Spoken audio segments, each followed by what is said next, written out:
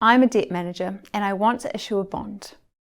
But before I do so, I'd like to know how much money I'll receive when I issue it, how much I'll pay in debt service annually, and how much I'll pay when the bond redeems.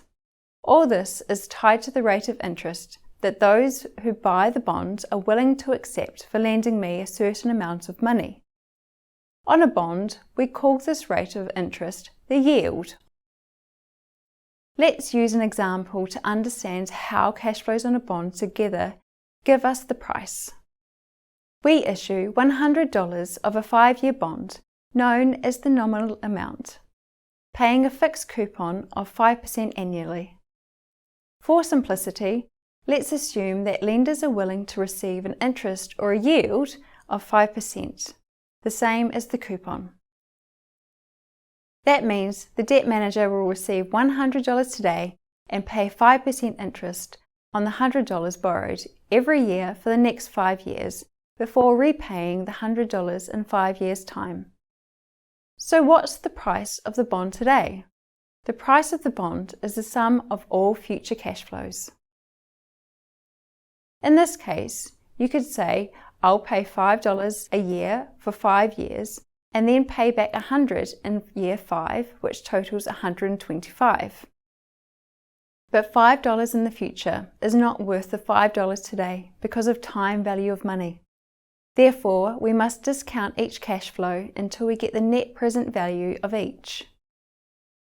We do that by multiplying the future cash flow by the discount factor with the equation shown here, where we use the yield on the bond, 5%, as R.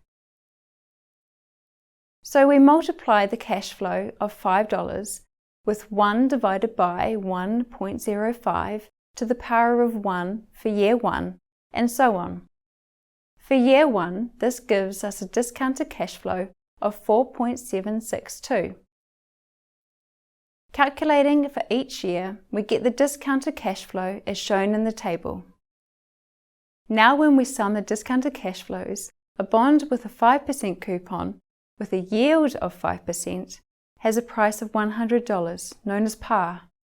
This is because the future cash flows are worth less than those received today in net present value terms. But what if the lenders wanted an interest rate of 2% or 10%? We can recalculate the discount factor to calculate the new price of the bond. If the yield is 2%, the price of our bond paying a 5% coupon is $114. This is because we now discount those future cash flows less heavily, and the return an investor gets by buying this bond is now 2%. We say that the bond is priced above par. The investor must pay more than $100 per 100 nominal of the bond. Conversely, if the yield is 10%, the price of the bond is just $81. In this instance, the bond is priced below par. The investor pays less than $100 for each 100 nominal of the bond. To recap, we saw how a bond is priced based on discounted cash flows. A bond is priced at par if the yield is the same as the coupon, above par if the yield is lower than the coupon, or below par if the yield is higher than the coupon. We can end by noting the inverse relationship between price and yield.